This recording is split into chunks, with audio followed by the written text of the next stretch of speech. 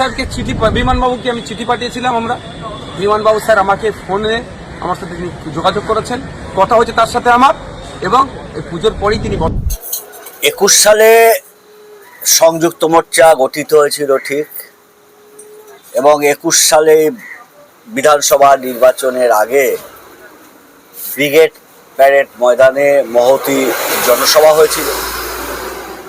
সেখানে আইএসএফ, নবাগত দল তারাও উপস্থিত ছিলেন। জাতীয় কংগ্রেসের সভাপতি অধীর রঞ্জন চৌধুরী উপস্থিত ছিলেন।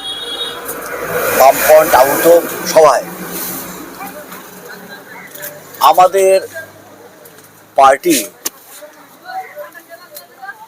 সারা দেশে বিজেপির যেভাবে সংবিধানকে ধ্বংস করার চেষ্টা করছে, সংবিধানের মর্মবস্তুকে পাল্টে দেওয়ার চেষ্টা করছে, এবং সাম্প্রদায়িকতা সামনে এনেছে, এবং কর্পোরেট পুঁজি যাতে বৃদ্ধি পায় তার জন্য সরকার নীতি গ্রহণ করেছে। তাই আমাদের সারা দেশে এই বিজেপি আরএসএস এর ধ্বংসাত্মক নীতির বিরুদ্ধে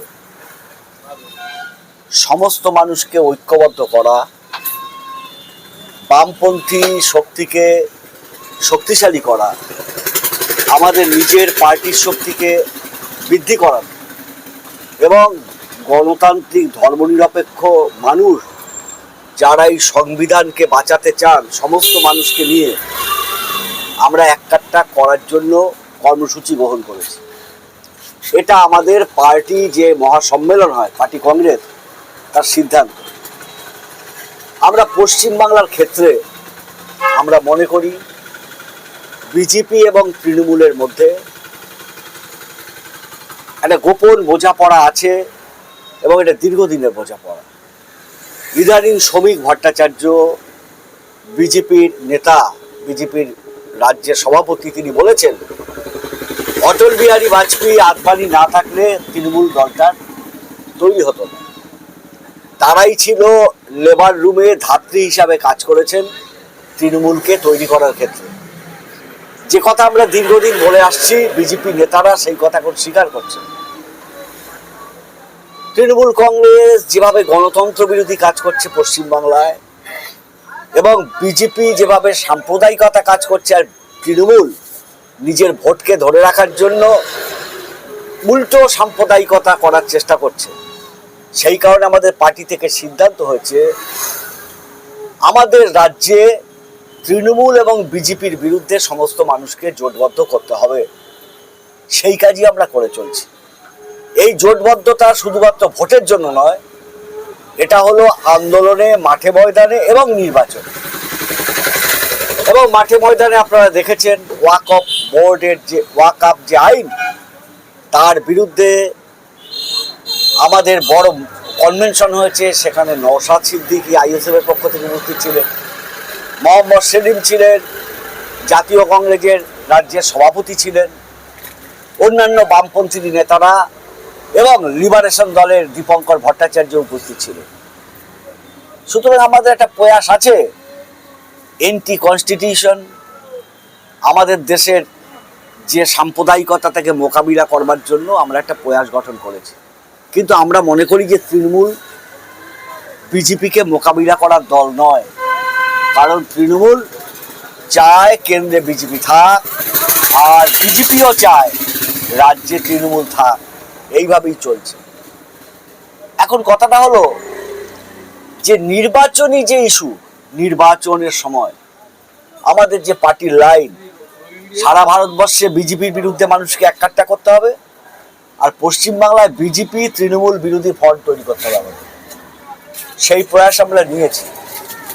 এবং আপনারা জানেন যে গত লোকসভা নির্বাচনে নওশাদ সিদ্দিকী ডায়মন্ড হারবার দাঁড়াবেন বলেছিলেন, কিন্তু শেষ পর্যন্ত তিনি দাঁড়াননি। কিন্তু তিনি ঘোষণা করে, আমরা সেই সময় বলেছিলাম তাকে নিঃশর্ত সমর্থন করব। সেই সময় আইএসএফ এর উচিত ছিল, নওশাদ সিদ্দিকীর উচিত ছিল ডায়মন্ড হারবারে যখন তিনি বলেছেন প্রতিদ্বন্দ্বিতা করা, এটা জনমানুষে বাম এবং আইএসএফ এর জোটবদ্ধতার ক্ষেত্রে একটু সমস্যা তৈরি হয়েছিল গত লোকসভা নির্বাচনে। এবারে নওশাদ সিদ্দিকী ইমান বসুর কাছে চিঠি লিখেছেন, এটা সংবাদপত্রে দেখেছি আমরা। এখন আমরাও চাই যে মানুষের জোট, তৃণমূল বিজেপির বিরুদ্ধে জোট তৈরি হোক। এখনো সময় আছে, নির্বাচনের সময় আছে, কারণ নির্বাচন হবে আরো 8-9 মাস পর। আমরাও এইসব নিয়ে আলোচনা শুরু করেছি পার্টির পক্ষ থেকে, কি করে পশ্চিমবাংলায় বিজেপির উত্থান যাতে না হতে পারে, আর তৃণমূল যে অগণতান্ত্রিক কাজ করছে তার বিরুদ্ধে একটা বিকল্প শক্তি গড়া যায় সমস্ত মানুষকে নিয়ে, এই দুটো দল বাদে সমস্ত মানুষকে নিয়ে। সেই নিয়েও বামফ্রন্টে, সিপিআইএম রাজ্য কমিটিতে আলোচনা হচ্ছে। সঠিক সময় যাতে এই দুটো শক্তির বিরুদ্ধে, অপশক্তির বিরুদ্ধে আমরা মানুষের জোট করতে পারি, তার প্রয়াস আপনারা দেখতে পাবেন। আপনি ভাঙড়েরই ভূমিপুত্র, আর এই ভাঙড়েরই বিধায়ক মির্জা নওশাদ সিদ্দিকী। আপনি ব্যক্তিগতভাবে কি চান যে নওশাদ সিদ্দিকী ভাঙড়েরই সংযুক্ত মোর্চা বা বামের জোটে হয়ে তিনি আরেকবার বিধায়ক হয়ে বিধানসভা? আমি একজন সিপিএম এর কর্মী। আমাদের পার্টির রাজ্য কমিটি থেকে, আমাদের বামফ্রন্ট থেকে যে লাইন ঠিক হবে, নির্বাচনী লাইন, তার ভিত্তিতেই আমাকে ভূমিকা নিতে হবে, আমাদের কর্মীদের ভূমিকা নিতে হবে। 21 সালে যেমন আমরা নওশাদ সিদ্দিকীকে আমরা সমর্থন করেছিলাম এবং লড়াই করেছিলাম, নিঃশর্ত লড়াই করেছিলাম। আবার গত লোকসভা নির্বাচনে আমরা আলাদাই লড়েছিলাম, কারণ সেই সময় সমঝোতাটা ঠিক মতো হয়নি। এইটা থেকে সবাই শিক্ষা নিচ্ছেন যে তৃণমূলকে এবং বিজেপিকে পরাস্ত করতে গেলে সমস্ত মানুষের এক কাট্টা হতে হবে। সেই শিক্ষা আইএসএফও নিচ্ছে। আমরাও বলছি, আমরা তো চেয়েছিলাম লোকসভা নির্বাচনে সবাই এক কাট্টা হই। সুতরাং বিষয়টা হলো আমাদের পার্টির রাজনৈতিক লাইন যা ঠিক হবে সেই মতোই আমার একজন সিপিএম কর্মী হিসাবে কাজ করতে হবে। একটা চিঠি দিয়েছে, আমি সংবাদপত্রে শুনেছি, দেখেছি।